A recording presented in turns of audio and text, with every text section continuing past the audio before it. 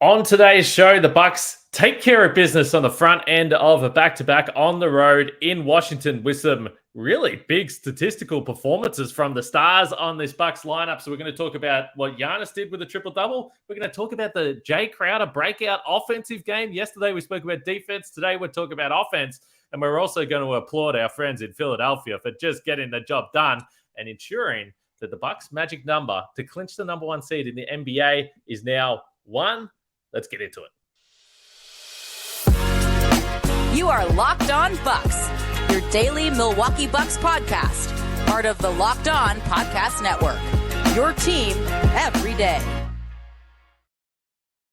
You are Locked On Bucks. My name's Kane Pittman. You can see and hear me on this show Monday to Friday and also find my work over at ESPN. And alongside me from the Bucks Radio Network, just wrapped up the post-game show.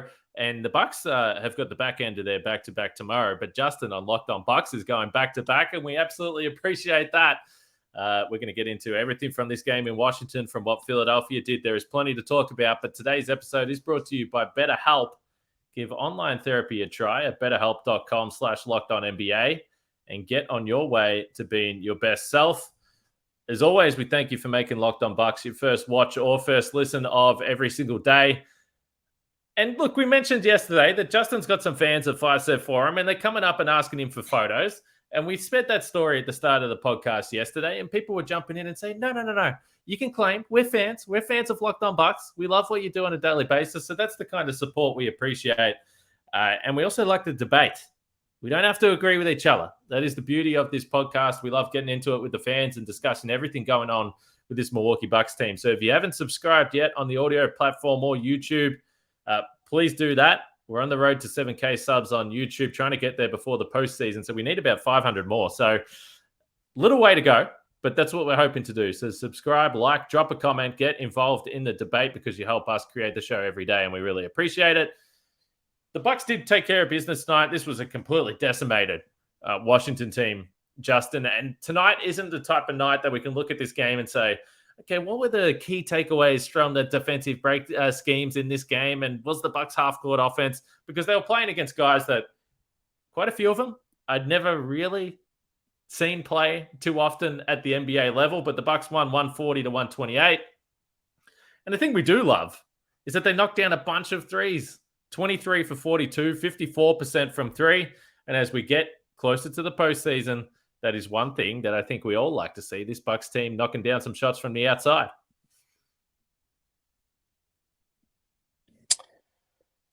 There was somebody called into the post-game show that I had afterwards too, and I know it's been kind of a regular talking point for the last couple of years is, boy, this was nice to see, but I don't know how much I actually trust the three-point shooting going into the playoffs here. So I think at this point, we've talked about this before too. I don't know how much I trust the three-point shooting going in with some of the up and downs that we've seen throughout the course of the regular season here. But it comes down, I think it was last night we talked about this too. It's going to come down to their defense and what their half-court offense does. I mean, you can't shoot 20% from the outside and still have a chance and be around in these games. But it's, can this defense be elite again? And the half-court offense to me is, I guess I'd say more important. It's just as important as the three-point shooting because we talk about things like what Joe Ingles has brought to this group with the half-court offense and what Joe Ingles may or may not have changed for this team as well. Brook Lopez, a big part of that. I get some of them, the matchups you're going to run into in the playoffs. It's going to be tough to keep them on the floor. But to me, you can't count on shooting in the playoffs as we've seen for, 5 years now. So if you can bottle this, great. I don't anticipate the Bucks to be one of the higher three-point shooting teams in the playoffs. So I'm still hanging my hat on, anything they give us in terms of consistency from the outside is great. But it's going to come down to, can they be one of the three best defenses in the playoffs? And is their half-court offense better than it was even during the title run? So the three-point shooting is really fascinating because you say, okay, well, who are the guys that we know that have been here in the past and perhaps struggled a little bit? Now, Pat Connaughton has been one of the guys that I actually kind of trusted. Now, I'm not saying he's been a flamethrower during the postseason, but he's hit some big shots.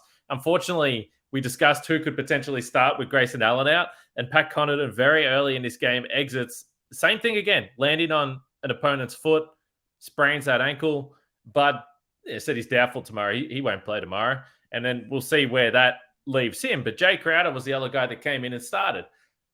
And sometimes we talk so much on this podcast that I don't get to say everything that I think in my head before the show starts. And one of the things that I was going to say to you yesterday is, we haven't really seen the Jae Crowder offensive streaky game yet. He hasn't had a big scoring game. And we know full well from watching this guy against us in the postseason, he can have nights which just annoy the crap out of you if you're an opponent's fan, because he's knocking down these threes and he gets this rare offensive night, because he's not a guy that's going to do it on a nightly basis. But I do think that it was something that it was fun to see tonight just because we haven't seen it. He had that stretch to start the third where he scored the first 10 points, I believe, for the Bucks. A couple of threes involved there. Overall, he finishes with 19 points, 9 rebounds, 4 for 5 from 3. I was a little bit surprised just because it doesn't feel like he's taken that many shots. But even entering tonight, he was at 36%, and he'd attempted 36 threes, which I was like, 36 threes? I can't even remember 10 of those threes that he's attempted, let alone 36. But he's actually now up above 40% from 3. And Joe Ingles, the guy you mentioned, he's up over 40% over a much larger sample. And over the last 15 games, he's at 51% from 3. He's been absolutely scorching. So those are the two guys that the Bucks are adding in, and you're hoping that they bring something different. Clearly playoff experience. You don't think they'll be overawed by the moment. So it was nice to see those guys, but particularly Jay, have the little breakout. Yeah, and this is at least 2 shows in a row now that we've spent a decent amount of time talking about Jae Crowder, and I think that's it's certainly encouraging, because not that how do I put it? Not that Jae Crowder had been bad, but you mentioned this on yesterday's show that we spent so much time talking about Jay before the Bucks acquired him and right up to the time that they acquired him, and then once you got him, kind of cooled off a little bit, and we've seen it kind of be a slow burn to get him up to speed, and then an injury kind of took him backwards a little bit. But now this is 2 straight games as you're getting set to go into the playoffs, where we talked about his defense 2 nights ago or 2 games ago against Philly. And it was a question that Bud was asked before this game as well by Zora about, man, can we go back to 2 days ago and talk again about what Jae Crowder was doing in the passing lanes and what Drew had to say about him afterwards. And now we're talking about the offense. And you mentioned we've seen Jae Crowder do this to the Bucks, but do this in the playoffs specifically. Really, the stat line that he had almost to a T tonight, where it was 19 points and he hit 4 threes. I mean, it seemed like that was Jae Crowder's performance every single game in that second round series against the Heat during the bubble a couple of years ago, and obviously similar performances with the Suns. So it's interesting now where when you look back at those teams, obviously he's a little older, but you really needed that from Jae Crowder with Miami. I mean, you had Jimmy Butler and Bam. Tyler Hero was just coming into his own, but you needed offense from Jae Crowder in addition to that versatility. With the Suns, it was kind of the same thing. As good as DeAndre Ayton was, it started to cool off a little bit when he got into the finals. And Chris Paul was running into a tough defensive matchup with Drew Holiday. It was really the Devin Booker show. So you still needed offense from Jae Crowder. And not to say the Bucks need nothing from Jae offensively in the playoffs, but the ask is going to be a little different when you have basically what you assume is going to be 65 to 75 or more points on the floor with Giannis and Drew Holiday and Chris, and then throw in Brook Lopez as well. So the ask for Jay is going to be a little different, but he does give you more of that than PJ Tucker would. I think PJ obviously gave you a little more versatility defensively, but it's going to be interesting to see the role that Jae Crowder adapts to, and I think it's going to be a lot better for him, and it's going to help out his impact in the postseason. It's going to be also interesting now that we don't expect that Grayson Allen will play tomorrow. We don't think Pat Connaughton's going to play tomorrow. It kind of happened in the past where PJ Tucker came into the starting lineup, sort of replacing. It can be a health situation that brings someone back into the starting lineup, and then maybe they just stay there. So it'll be interesting to see tomorrow for this game in Chicago. We assume Chris Middleton plays, but the Bucks' magic number is down to 1. We're going to discuss that. Does Jae Crowder just stay in the starting lineup now, or is it Javon Carter, who didn't play this game, interesting to watch. But I know in the YouTube comments there was a fair push from the fans, no surprise, to keep Jae Crowder in the starting lineup there. I think that's what people are really pushing for. So tonight, you talk about a 9-man rotation, which Bud kind of looks like he was crunching down to before these injuries. Jae Crowder was probably the only big question mark in terms of the ramp-up has been slow that we hadn't seen this. First, the defense against Philadelphia. Now the offense tonight in a game that, wasn't that competitive against Washington, but it's still nice to see. So 2 days in a row, plenty of Jae Crowder chat. We love that. We should talk about Giannis. He did have a triple-double. Bobby Portis put up some monster numbers, so we're going to get to some of that before we do get to our friends in Philadelphia, and specifically PJ Tucker, who helped out the Bucks tonight, which we love to see. But first, new sponsor of the show, eBay Motors. For a championship team, it's all about making sure every player is a perfect fit. It's the same when it comes to your vehicle. Every part needs to fit just right. So the next time you need parts and accessories, head to eBay Motors. With eBay's guaranteed fit, you can be sure every part fits just right the first time around. Just add your ride to My Garage and look for the green check to know if the part will fit or you get your money back. Because just like in sports, confidence is the name of the game when you shop on eBay Motors. With over 122 million parts to choose from, you'll be back in the game in no time. After all, it's easy to bring home a win when the right parts are guaranteed. Get the right parts, the right fit, and the right prices on ebaymotors.com. Let's ride. Eligible items only. Exclusions apply. So Giannis, this was the big triple-double fiasco in Washington last time the Bucks were there, I believe, unless I've got that wrong. I believe it was. And tonight, he comes out, and he has 28, 11, 10 assists, 2 steals, maybe his best block of the season on a chase down block. But we've seen what Joel Embiid did in Philadelphia, and we're just going to park that to the side for now. But we already spoke about the 3-point shooting, but I love the effort tonight from Giannis because, again, we've seen this against teams that are undermanned. A lot of the times he was going up against Xavier Cook, someone that I'm very, very familiar with his exploits here in the NBL. And you knew that he was just too big, too physical, too strong. But more importantly, it was pretty businesslike. He just got the job done tonight when the Bucks absolutely needed it. And just putting up a triple-double in the process, certainly pretty nice stuff in just 33 minutes. Yeah, and, it was basically, I don't know how we would put it, but like what you needed from Giannis, where we spent a decent amount of time on the pregame show, Dave Kane and myself talking about this matchup and trying to bluntly outline, look, we expect the Bucks to win this game. They should win this game, especially when you saw the injury report for the Wizards. And they continued to add to it throughout the day, where DeLon Wright was added just before tip-off of, oh, yeah, by the way, he's not going to play either. But as we kept pointing out, and we talked about a couple of days ago too, you go back 1 week ago, like exactly a week ago, 7 days ago, where the Wizards, but you still had work to do. And when you look ahead to the weekend with the Memphis Grizzlies, and who knows if Memphis is going to need that game to hold off the Kings, what the game tomorrow is going to mean for the Chicago Bulls, who tonight finally clinched into the play-in tournament, but they can still move up and get off that 9-10 line. And same with that final game of the season against the Raptors. Like, that could be a very meaningful game for the Raptors and move them out of the 9-10 line or down into the 9-10 line. So you didn't want to mess around, especially when you saw this very team beat a team like the Celtics a week ago, and you yourself have stubbed your toe in these spots in years past and earlier this season. So getting what you got from Giannis, but also, from everyone. And it seemed like as you watched this game, there was a clear message, despite the slow start. And you sort of watched this thinking, they're going to win, but man, this is not as crisp and as clean as you would have wanted to see. But it did seem as the game went on, you started to get the sense, there was a message of, guys, let's not mess around. Let's win this game and keep moving closer to the finish line.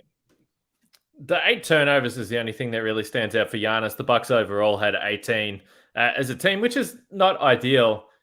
The one point I wanted to make about the chase down block for Giannis, because we had enough time, and we've seen him do this before, where you know that he's going to go for it and you know he's going to launch his body with full force towards blocking this shot.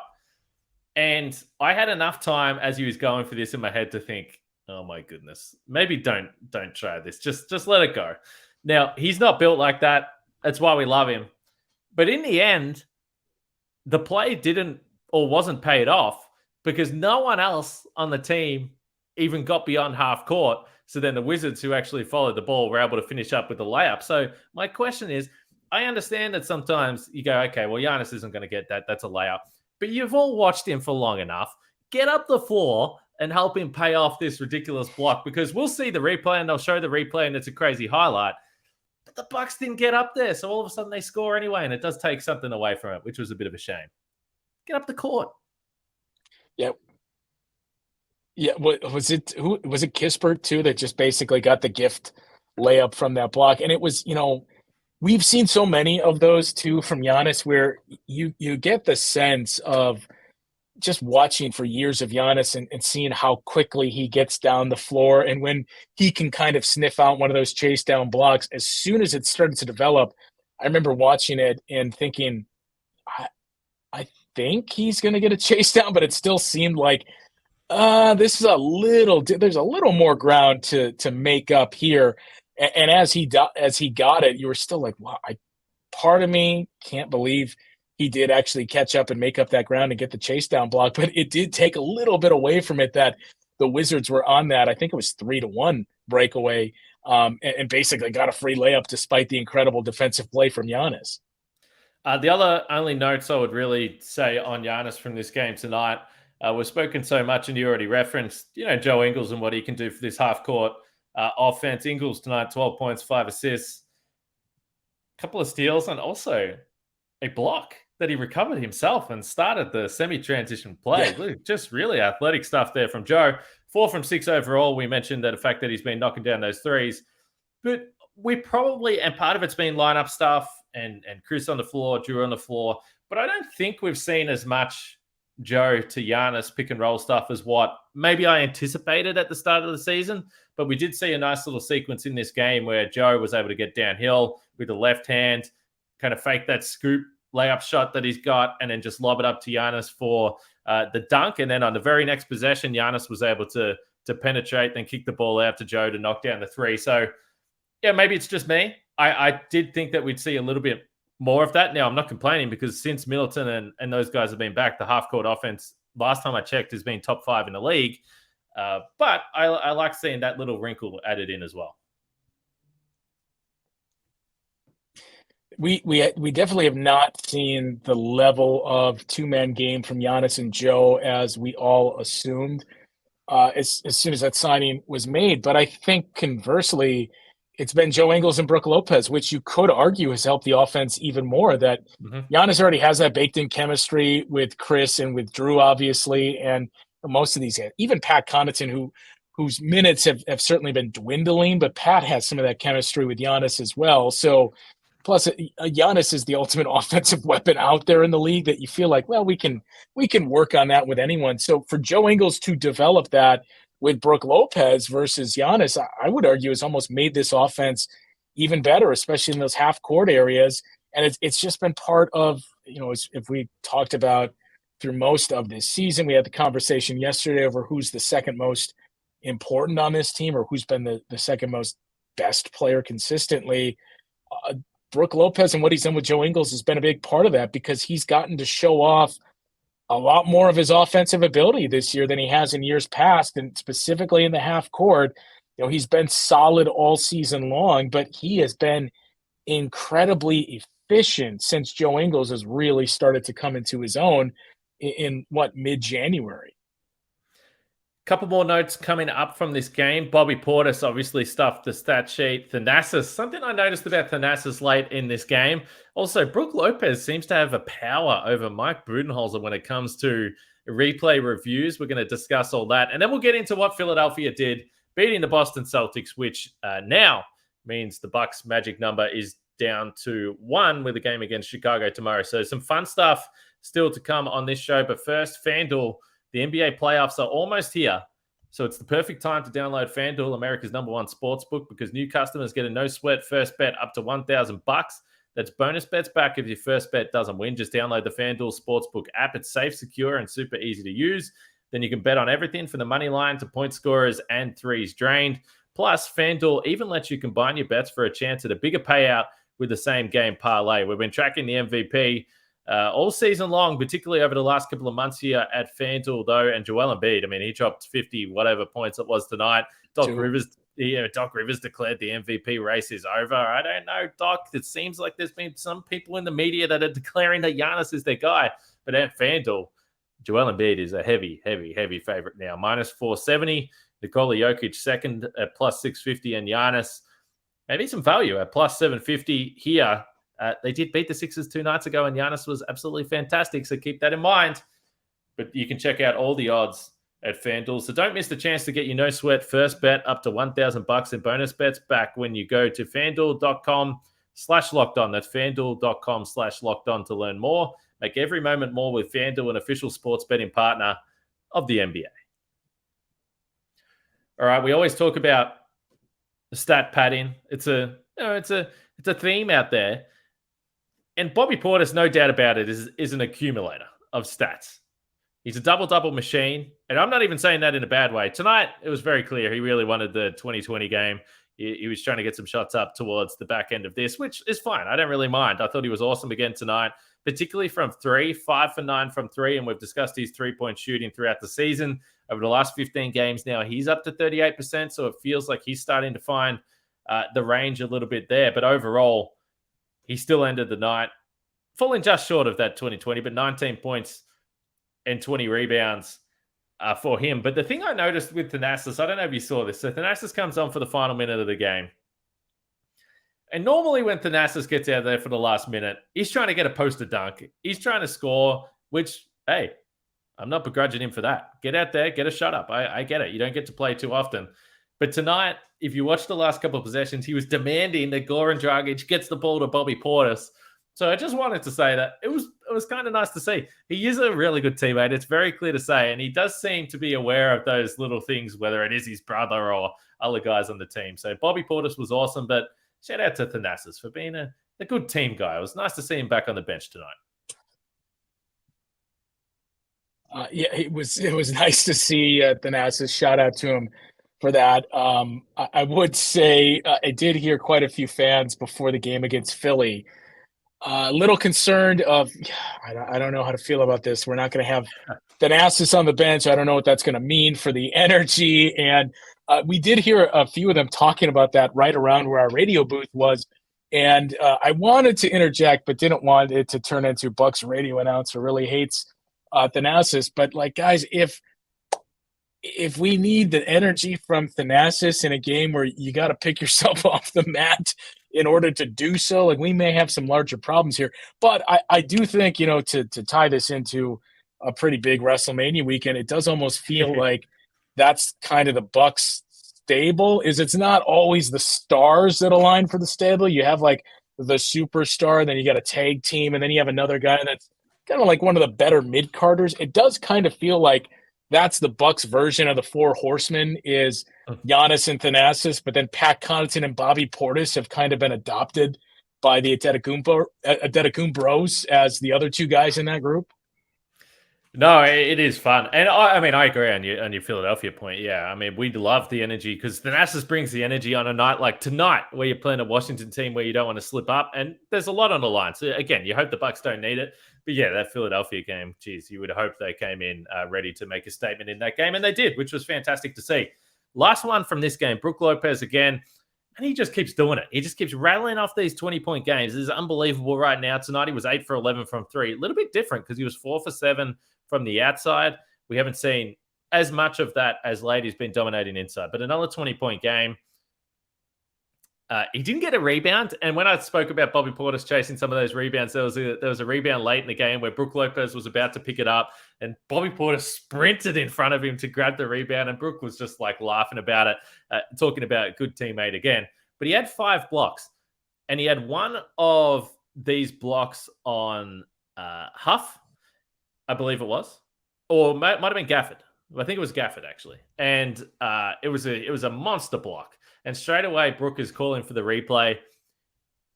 We have seen in recent weeks that he has some power to demand that Bud goes to the replay, and he's usually successful with these.